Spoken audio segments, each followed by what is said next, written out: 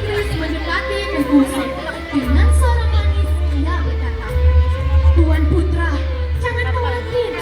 Kami bangsa Inggris akan mendukungmu. Engkau akan diangkat menjadi Sultan Johor.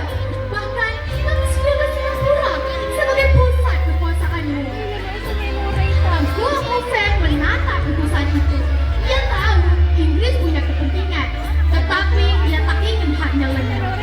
Baiklah, jika itu adalah jalan untuk mempertahankan darah ayanda, aku terima bantuanmu. Sedangkan utusan Belanda mendekati Tengku Abdurrahman.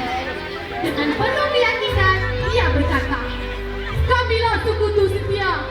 Bersamamu, Sultan Abdurrahman, Riau dan Lingga Berjaya, kami akan melindungi kerajaanmu."